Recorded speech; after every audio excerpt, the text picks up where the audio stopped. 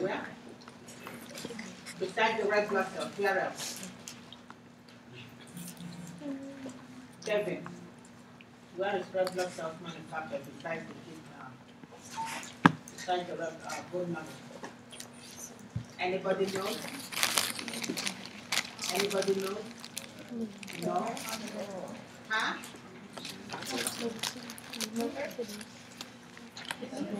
Kidney. Kidney. The kidney. And we also know that hypoxia, any state of hypoxia will trigger the production of red blood cells because the body will try to compensate for that effect of hypoxia by trying to have more workers transport the limited oxygen to the tissues of the body. So we have three phenomena going on. Naturally, bone marrow, then the kidney, by virtue of that erythropoietic function. And that is one of the reasons why any patient that is, have a chronic renal disease and is on dialysis, they receive erythropoietin or epogen after their dialysis, reduced dialysis. I know you've seen that before, but you don't know the relationship between the two, but just make that connection between that. Okay? So, looking at our blood cells, we deal with the complete blood count. We look at the red blood cell, white blood cells, for instance, the WBC and the leukocytes, and we want to characterize them as the first line defense of the body. The WBCs will fight infections, and their lifespan can go from hours to a day, and you will see that increase in white blood count when there is infection or there is necrosis or there is any malignancy in the bone marrow, which we will see with leukemia, and when there is an inflammation. Sometimes you see the reverse is the case when there is that infection is so much overwhelming to the bone marrow that you see that there is a decrease in white blood count, especially when the person is immunocompromised. Another component of white blood cell will be the neutrophils, which we will see as that first line. And this is that component, this is that one when the physician will put the child, the infant present in the ER with rural fever. They do the blood work, they do the CBC, and you will often hear them saying, what is the bands like? How many bands does this patient have? You will hear that question asking. And they're asking that. And these bands are simply those immature neutrophils, because those are the ones that will increase in the face of an infection. So you see that rise in the band, or they can say to you what is the segmentation rate, which is the mature neutrophil. But the immature ones will be the first one that you see right away, because once that infection sets in, you go, okay, now let's go. And they go to action, you have more. Okay? And again, with bacterial infection, with systemic reaction, you see all that. And then there will be decreased with some viral infection and all this that we have in some cancer agents. Okay? Now, another thing that you will notice could be the monocytes. Well, will be a second line defense, especially when it's with viral infection, you see those ones increasing. You know what? Pay attention. Don't write this. I will open it up for you. I have the handout on the website. So I'll open it up so that you can see. But I just want you to, kind of make a connection with what you are looking at on those issues. Okay, so for us in this hematology class, we want to know the WBC, the lymphocytes, and the leukocytes. We want to know that the lymphocytes will be more of viral infection, B and T cells, and those ones will come in play with your HIV/AIDS infection, which is not part of what we are dealing with now. Okay, and the neutrophils will be for your asthma and all that. So for us, really, what I wanted to show was those neutrophils, the VGCs and neutrophils, and also the erythrocytes. Because when we talk about sickle cell anemia, we will note that those ones have shortened lifespan. So the lifespan of red blood cells, mature red blood cells, is about 120 days. But in the face of problem, you have a shortened life. And we also use this hemoglobin red blood cells to note the state of glucose control when we test what? What do we test for diabetes? Huh? Yes, yes. Hemoglobin A1C, we use it to note the glucose control for diabetes. And we use it to know that over 3 months, over 4 months, because of just that length of lifespan of the red blood cells. Okay? All right. So for our red blood cells also, you will know that they are increased when there is congenital heart problem. In the face of hypoxia, there is increase in red blood cells. Another thing that you will notice also that will increase first line as your neutrophils will increase, and they will ask the question about the band. They are also asking the question about the retic count, the reticulocyte count, which is that immature red blood cell. So they are asking about the band, they are asking about the retic. Okay, so that's what you would like to know. Once there is overproduction in that red blood cell, you see that it's increasing retic count.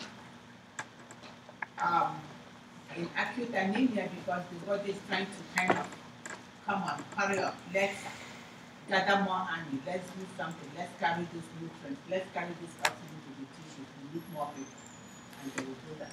Same way when there is infection, okay guys, hurry up, let's produce more to go out there to fight this infection. We need to call up our Coast Guard, and then the neutrophils will jump into action to fight the infection.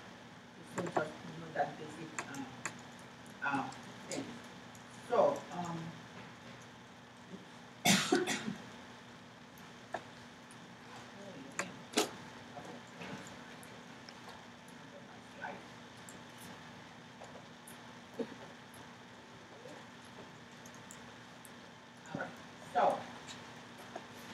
so back to our hematology system. We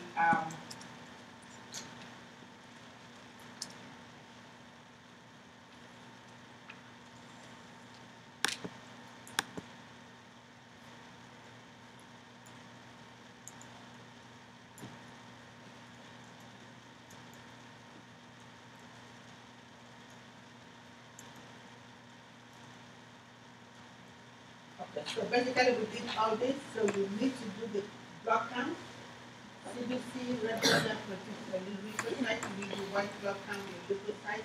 You need also to look at the platelet count because of that building tendency. Okay? So you also need to do the history and assessment of the patient.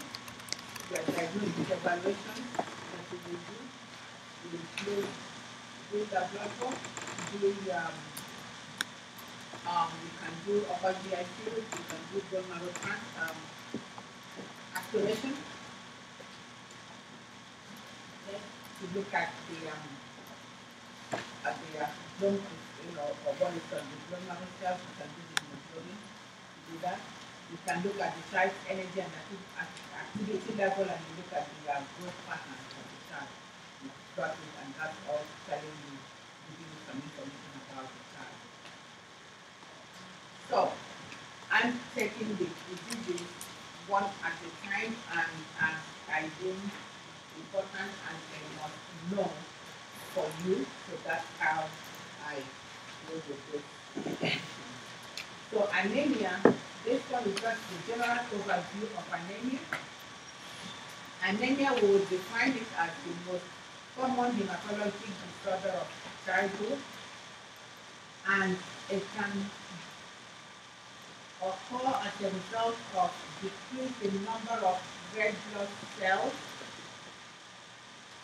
and or hemoglobin concentration that is below normal. We would like to see a hemoglobin no less than 10, but you will notice that children with sickle cell anemia, sometimes they achieve a hemoglobin of 8. The physician is just, dancing because they feel like that was great for the child. 12 would be our ideal. We would like to see a number of 12. Anemia could be chronic or it could be acute. And some of the things that can cause anemia could be nutritional deficiency. It could be from blood loss and trauma. It could be where you have increase or decrease, where you have decrease in red blood cell production, or when you have suppression of blood components, or when you have anything that will affect the production of red blood cells and consumption. All these can lead to anemia, or when there is disruption. You have simple physiologic anemia and physiologic jaundice of the newborn. When it becomes excessive, now we can lead to anemia. Okay? But for us, excessive disruption would be something like in sickle cell anemia that will destroy the red blood cells. So again, overview of anemia regardless of what is causing that anemia, because that's what you need to understand in order to get to the problem or to get to respond to that question that contains anemia, describe the specific things that is peculiar for each condition. Again, for anemia in general, it means that there is a decrease in oxygen capacity. In other words, the amount of blood in the tissue is decreased because there is less amount of carriers or less amount of people or less amount of water that can take that oxygen to the tissue. And these workers, we want to refer to them as the red blood cells. It could be acute. Anemia, in acute anemia, you are looking at weakness, fatigue, there is granular, there is headache, certain feels lightheadedness, there is increased heart rate and increased cardiac output because the body is trying to compensate and go to that. So let's work harder. And they come faster, trying to overcome that and trying to push as hard as they can in order to push that blood and nutrients to the rest of the vital organs. Chronic anemia, on the other hand, will because it is there over time. The body continues to be deprived of oxygen and nutrients. So the body, the cell is eating all they can, but for the fact that it's not enough to transport those nutrients to be used by the body for growth and development and all that the body needs to do, there is delay in growth, there is retardation. because that compensation will continue to go on with increase, trying to compensate for that. So we still see increase in heart rate and heart movement in chronic anemia as well. We also see delay in sexual maturation and delay in maturation in growth and development in general. So, how do we approach treating anemia in general? Of course, we would like to identify the underlying cause, be it nutritional, or blood loss, or toxins, or destruction, or whatever that is causing that anemia, whatever that resulted in that red blood cell being less than optimal, we would like to correct it. And that we will need to identify that properly, and we can correct that. Some of the corrections that we will give will be just to do nutritional intervention. If that is nutritional anemia. If it is iron deficiency anemia, we'll add in the iron. If sometimes we may have to give blood. If it is toxins that is causing that, we have to identify the source of toxin. Toxin can include lead poisoning. We have to eliminate the source of toxin and then correct it in order to build up on the red blood cells. Okay? Whatever it is that is the problem, we want to identify and correct, and then we want to also put in place supportive treatment, something like giving IV fluid to build up the intravascular volume, because in the face of acute blood loss, we lost a lot of blood, including the serum and the extracellular fluid. We would like to add, replace those slowly. You may want to give blood to build up on that blood faster. You may want to give oxygen to help augment, because with that less number of workers or army doing the work of that red blood cells, they don't have enough capacity to carry all the oxygen, so you give them additional oxygen to super enrich their package that they are delivering to their tissue. Okay? And then of course we want to minimize that excess expenditure of energy, because we would like to conserve all the energy that the person has by putting that person on bed rest. In children, it's a little bit tricky for us to put the child on bed rest, so the child will also dictate what they can tolerate. Any question on this? Because this is just like a view of anemia, and then because this is what we will do for any kind of anemia, regardless of what is possible. Any questions?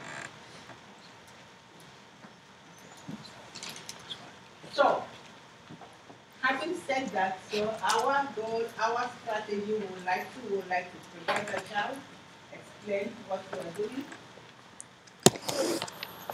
After we do our assessment, we have to explain to the child what we are doing. We need to cluster our care that we are giving to the child. This is not a child that you have to. We do want to do now, we change the diaper now. The next time we want to do a vital sign, the next 2 minutes you're coming back in to see if, no, we cannot do that. You have to cluster whatever you're doing for this child, because we cannot afford to expend energy on that child, for the child to expend energy. When we are feeding this child, this is also because the child is trying to conserve energy, so you have to limit the time that the child is sucking on their bottle, no more than 30 minutes. In fact, you may want to put like an extra hole, same thing you do with a cardiac patient, put an extra hole in their thing, and you may want to give them extra calorie formula. The normal calorie level is usually a 20 calories. But you may see yourself doing a 22, 24, 28 as recommended by the physician. Okay? And then of course you need to prevent complications that can happen, and also support the family. Any questions on anemia in general? So the next few slides, I put these slides here for a purpose. You guys need blood transfusion in funding. I just put it here just for us to remind ourselves of what we need to do when we're giving blood. We must obtain consent when we're giving blood, and we must be ready to give that blood before we call for that blood. In other words, there has to be a valid doctor's orders for you to give blood. You must do the type and cross match. Take the blood from the patient, send it to the lab. They have to cross match it with the existing blood bank they have, meaning they have to look at the type, look at the rhesus factor of that blood, look for any antigens or anything that is in that blood. Make sure that that blood is a perfect match or compatible to be administered to the patient. That has to be done. If you are the one drawing that blood specimen, you must sign off on that tube and sign off on the slip that you're sending that specimen to the lab. Secondly, you must make sure that you have a very large bore, you have a good site to administer that. In children, we like to see a 24 gauge, 22. Adults, we are looking at 18. If the child has a peak line, that's perfect. You have a central line, that is perfect. But you need a large one, you need a very good size, and you must give that blood within half an hour of its being on the unit. If for any reason you think you will not be able to, something happens with the patient, or something is happening in the unit that will prevent you from giving that blood within that half an hour that is in the unit, send it back to the blood bank. You cannot put this blood in the fridge on the floor. Okay. So you need to know all that. In addition, when you start to give it, you need two professionals. RN to RN, RN to physician, to check the blood, and at the bedside, you can't check it in their treatment room and say, okay, this blood is compatible, and I'm looking at the form, is okay. No, you take the blood and the form, go to the bedside and check it with the patient before you can do anything. Okay? And you must administer it within 4 hours maximum. If for any reason, depending on the patient's condition, we are not able to increase the rate, as for that blood to run in 4 hours, we will notify the blood bank and have them split the blood from the get-go. They'll split it, they'll give you half of it, you come back, you run it for the patient's condition, finish it, and then go back and get the remaining to complete it. So under no circumstances should you hang a blood for more than 4 hours. Okay?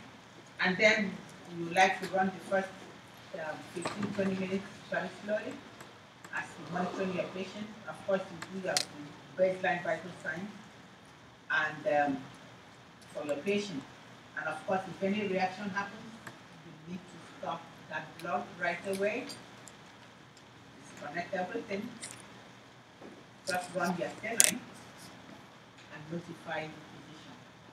You do not discard the blood because the whole blood and tubing have to go back to the blood bank. Okay? So you just need to know that if you forgot all about it, just please remember this is what you are accountable for, and you will ask for this anytime, both in this class, both in any other class, because what we are trying to do is to maintain safety of our patients. Reactions, blood reactions, these are just listed some of the type of reactions that can happen to a patient. So you have to be aware of that. This is also, you cover this in your funding or medicine one, and you have to come up, grab, pull that note up, dust it, pull it up, flag it, start making your bowl of salad, including this one, put this in that bowl of salad to make a full-page salad. Some of the delayed reactions could be, there could be some delayed reactions when you start seeing destruction of red blood cells. Within 5 to 10 days after the transfusion, it can happen. Okay, so this is just for you to kind of know that something like that, so you need to observe for post-transfusion anemia. Usually after the transfusion, they need to repeat the CBC, and then they can repeat it periodically. Okay. Again, transmission of infection, well, with the efficiency of the blood transfusion and blood screening, this particular transmission infection is now just to the barest minimum. But again, this is just to put it in our own awareness that this can happen as well. Okay.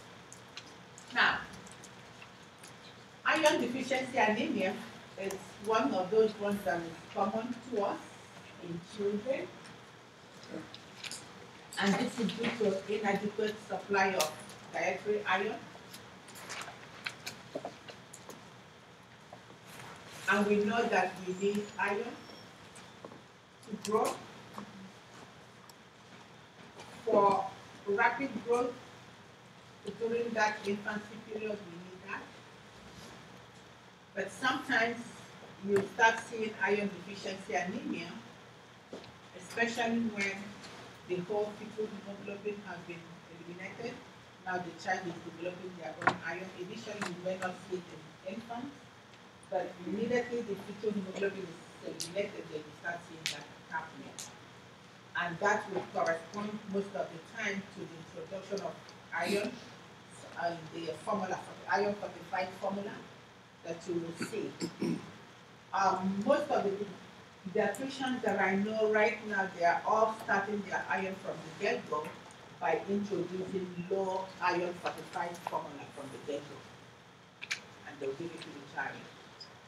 Okay, so this has helped in order to combat this, but that is still a problem. Okay, so how do we manage it? Well, we have to, because it's deficient. Anytime there is absence of something, we need to replace that thing. So we have to give iron supplement by mouth,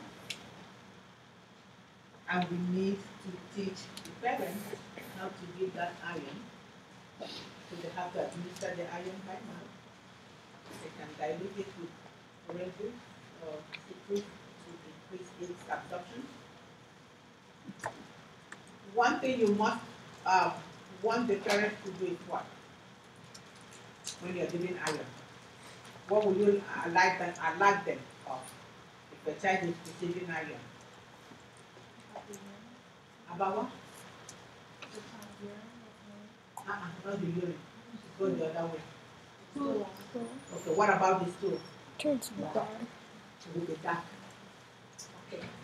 So now you can imagine you have your newborn passed meconium, went through transition stool, went to soft yellow stool and have soft yellow stool all along, and then they are going.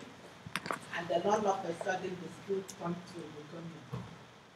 I would be like, what is this? You need to warn that mom ahead of time that this is just, and this will happen. And it is also your way of testing if this mother is compliant with giving that iron supplement. Because if they are not giving this iron supplement as recommended, the stool will not come down. Okay.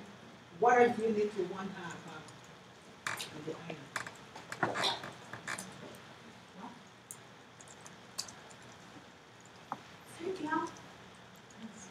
Constipation, yes. You need to warn her ahead of time that it's constipation. Okay? You can't cause constipation, so what do? With food intake, with fiber, and if the child can take, now they have like one that has a food softener. Paroxysmal that has a food softener in it, that can, if not, they will give a food softener in conjunction with iron supplement.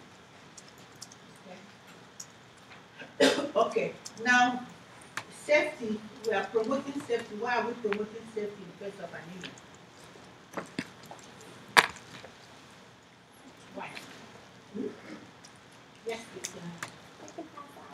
they can pass out, yeah. Safety injury is our concern, yeah, they are weak, they can pass out, so we want to promote safety. Okay. The dietary intervention, of course, we have to, promote that. In addition to giving iron fortified formula for those infants or for those children who can eat regular food, what kind of foods are we recommending? What kind of food? Okay. All those foods that contain iron in it. All right, so we'll be recommending those ones so you know what they are. Okay, so that's kind of things that you'll be asked to do. Because you already know the information about iron deficiency anemia, what you are going to do, what you are going to treat with, eat with, and how you are going to administer the medication while you are promoting safety, what kind of food that you are using, whatever that it is that is going to you, just read that and be able to document that. Okay. Any questions on iron deficiency anemia? Any questions? No? Yes? Now, another type of anemia that is of interest to us will be the sickle cell anemia. This one will be a hereditary anemia. Yes, we said that it occurs primarily in African Americans. Very soon we'll be able to change that phrase in all Texas because we are seeing sickle cell anemia in all ethnic groups, in all groups. I mean, we see them everywhere right now. More so with all these, my take on it is number one, because it's more or less of advances in genomic knowledge plus interracial marriages. So now we are seeing all these mutations that is across the board for, in fact, almost all the diseases that we said that are from peculiar for one ethnic group, including cystic fibrosis. In fact, the other day we saw a patient from Bangladesh with cystic fibrosis. How did it get there? So now we're seeing it just across the board for anything. So, but anyway, it is a genetic problem. Normally, what you will see is that from the child will inherit hemoglobin from both the mom and the dad. Hemoglobin A is the normal hemoglobin. So the child gets one normal A and one normal A from dad and one from mom. The child will not have any disease because there is no problem. However, when one of the parents is a carrier or has a trait of that disease, that child can inherit the disease from a parent. And this is why we characterize this as a recessive gene. A recessive gene, because this person will just be a carrier. So because it gets one, defective one, and then you have just become a carrier. But if for any reason that disease process will manifest in that child as a disease entity, then that particular disease will be a dominant gene doing that, because if only one parent is needed for the child to have the disease, it's a dominant. But recessive with one to two parents, child will have to get the two defective genes from both parents. So for this particular child here, the second child here, child got normal hemoglobin from dad and one abnormal from mom. And this makes this child a carrier, which is the trait. But for this third child here, this child has, both parents have defective gene. Daddy is a carrier, mommy is a carrier. And that the child gets one defective gene from mom, from daddy, and gets one from mommy, and that makes the child diseased child, as opposed to this one that still has one normal hemoglobin. For this one here, note that in the past we only know about hemoglobin SS, but right now there are over 50 types of hemoglobin that can manifest as sickle cell trait. But one of the most common ones that is following this hemoglobin S very closely will be that hemoglobin C. And that hemoglobin C, the child that has that hemoglobin, the parent that has hemoglobin C is still a carrier or has a trait. But when that carrier hemoglobin C dies, our mom passes it on to his up, and they get this C from daddy and this S from mom. This still makes this child a sickle cell patient. Okay, so that's the way it manifests. So now it's not like for every fourth child you get the disease. No, you throw the dice. Each pregnancy you have 1 in 4 chances of getting a child that has normal hemoglobin,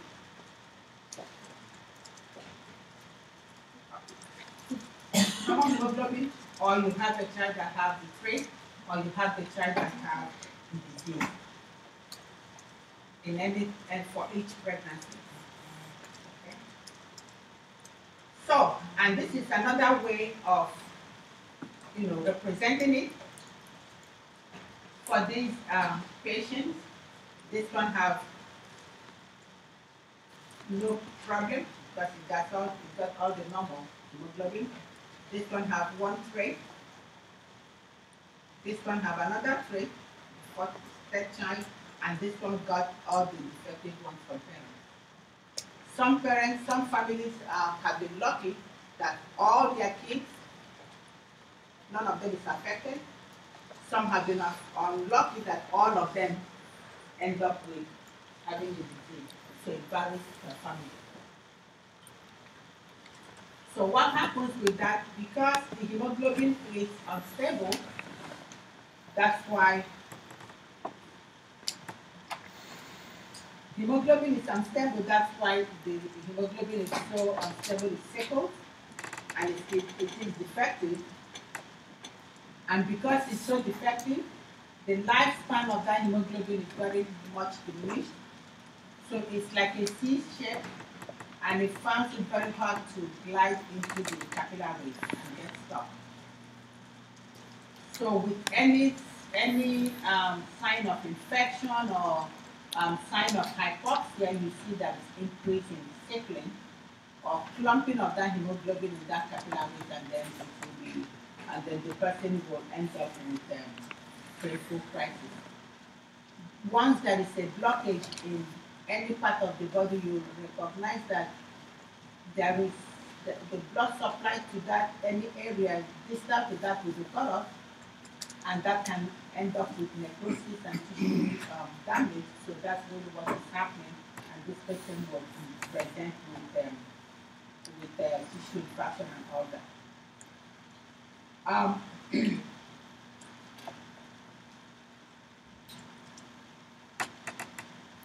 So diagnosis, in the immediate newborn you do, excuse me, you do the newborn screening. I'm sure you guys have seen the PKU screening, and this is just to identify those kids that have sickle cell, potentially. They can also do cord blood to get that. But the confirmation of the disease will be they do that hemoglobin erythrophoresis will confirm the diagnosis of it. Newborn screening, cord blood, genetic, all that sickling, the diversity of sickling deaths will just give you an idea that really this person may have sickle cell anemia, but to confirm it, you take that hemoglobin and you look at it under the microscope, so you'll be able to align the cells and be able to characterize them and say, yes, this one is sickling, this one is not. So you'll be able to look at the picture under the microscope to confirm the diagnosis. Okay. So, number one problem of sickle cell patients will be that sickle cell crisis, once that blood or cells get clumped in their capillaries. So they present with painful crisis, fever, infection, trauma, or emotional disturbance, or dehydration can increase can increase that child's likelihood of getting that crisis, or anything that causes hypoxia, that is further diminishing oxygen in that tissue, can also lead to painful crisis, because in sickle cell anemia they have less red blood cells to begin with, and the less ones they have is abnormal, and so they don't even have enough oxygen carrying capacity to begin with. And then on top of that, you add you add something like hypothermia. If the person is cold, further now making their problem worse, or they go into high altitude or in a pressurized cabin, they will have problems with oxygen concentration.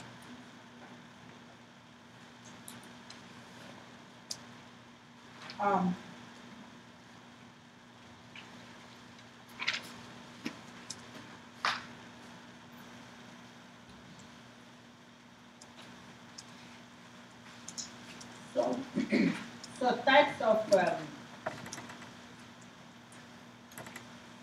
let me just finish a sickle cell anemia, and then I'll end the lecture. So I just have to do the management that I said. All right.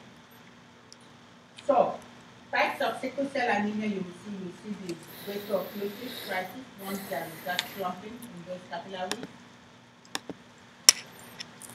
And that's the most painful one, because of that stasis, because of that increase in pressure in the capillary, the body will just note it as something abnormal. That increase in pressure will be referred to as pain. In the immediate newborn period, when we still have the fetal hemoglobin circulating, you may not see that impact of the crisis, because those fetal hemoglobin will still be able to circulate and take the oxygen around in the system. But soon after, after 6 months, from 4 months, 6 months, when the effect of the fetal hemoglobin is wearing off, you may start seeing them presenting with symptoms. The earliest symptom that a child will present will be that, swelling of their knuckles, of the hand and feet, and they will often refer to that as the hand-foot syndrome.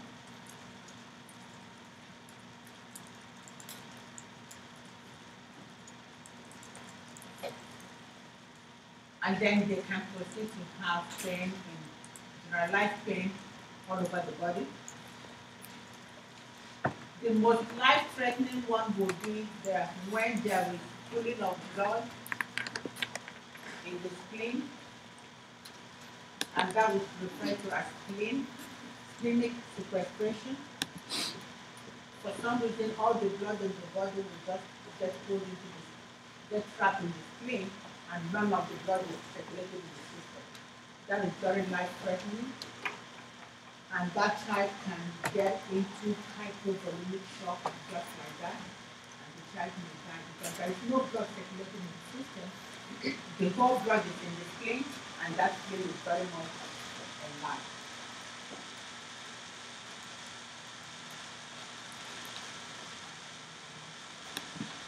Sometimes you can go through aplastic crisis, whereby for overwhelming infection, there is increase in destruction of red blood cells, or due to depletion of folic acid, the red blood cell is not being produced at all, So that person will have a profound anemia. Just to amplify the problem that the person has already. So management generally will be, once that child is identified as the condition is confirmed, that child, well, from the PKU, you identify the child is referred to the regional center. Hackensack is one of those, and Growth is one of them. They go there to see the hematologist, who will now do the erythropoiesis, confirm the diagnosis, and now they follow up the child in that clinic. First 5 years of life, the child should get prophylactic penicillin twice a day for the first 5 years of life routinely. Unless the child is allergic to penicillin, then they'll use some penicillin drug, something like erythromycin or any other choice of drug that they are physician will try to do. They have to monitor their blood count. Sometimes they may have to be, in addition to the penicillin, they are also giving folic acid. Okay? The thing is because the folic acid will help to build up the red blood cells. And then sometimes they will give blood to boost the blood level because their blood is less. And then again, you have to go through the whole protocol of administering blood. One thing that we know of when we're giving frequent blood, we are also increasing the iron level in the blood.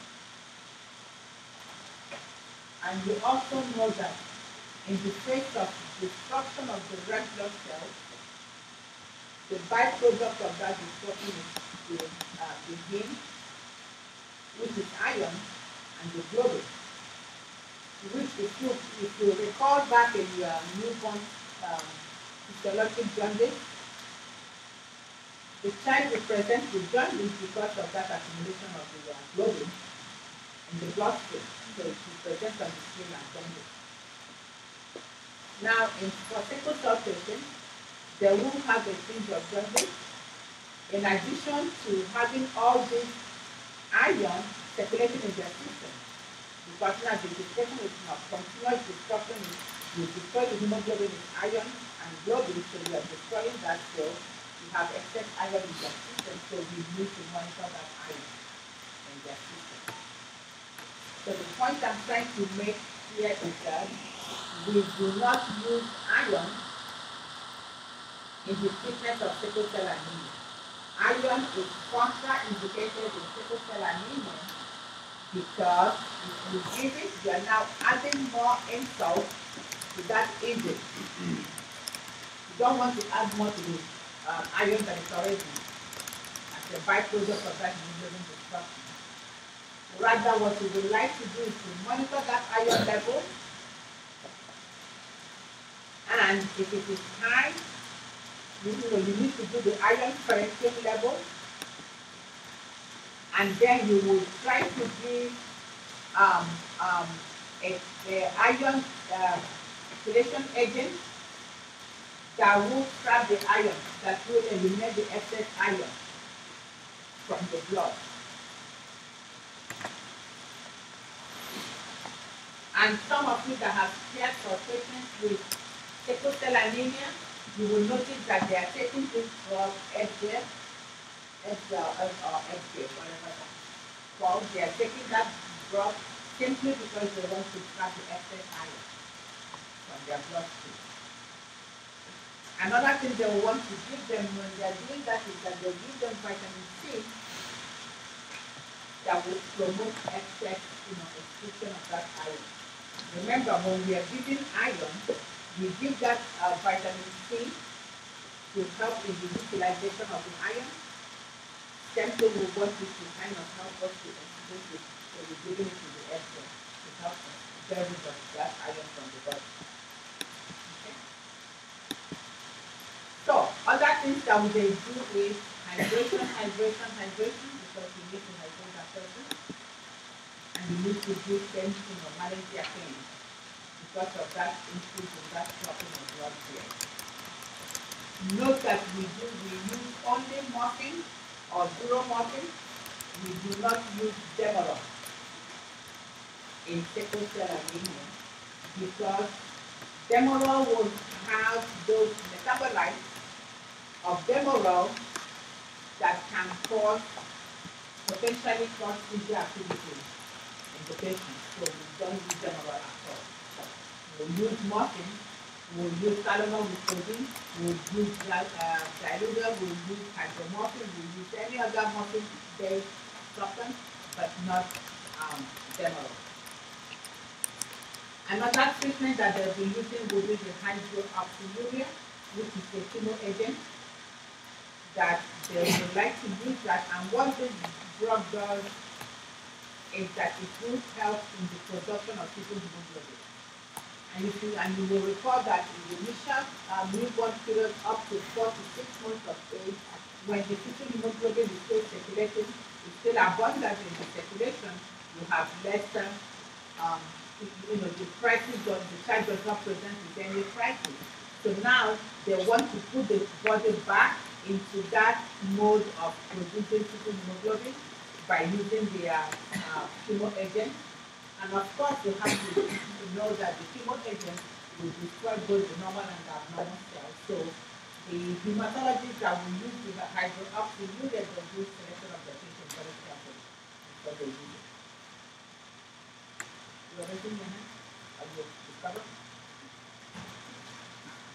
All right, so that's one they will do. Okay, so yes. Okay. So this is just going through your management and things that you will need to do for you to know the patient. Of course, you need to monitor the patient's growth, watch for failure to thrive, monitor, do a good assessment, multi-system assessment, assess for your pain, observe for any type of infection, monitor your patient very carefully, and again you need the psychosocial good one for this patient because you know this is like very long-term problem that the patient is presenting with. Okay. And also you would like to kind of, for that patient, make sure that you instruct them on what they really need to know about hydration, preventing infections, managing their pain, when to come to the hospital. This is not a child that you will say, okay, you have a fever of 100, you can stay home. No. Once they spike that fever, call the physician, then we try to the ER because within a space of few minutes, that temperature can go anywhere and that child could be in grave danger by the time you looking for it going on. So again, in addition to every other thing, you have to still follow up with your regular pediatrician because they need to get their child immunization. Because they see them often in a sick mode, so their childhood immunization is an issue, so they have to do like catch up on all those immunizations, in addition to giving them maintaining the pneumococcal vaccine. They won't have to get that because that singular thing can kill them. Any questions? So we will pick up the rest of the topics on hematology. We're going to the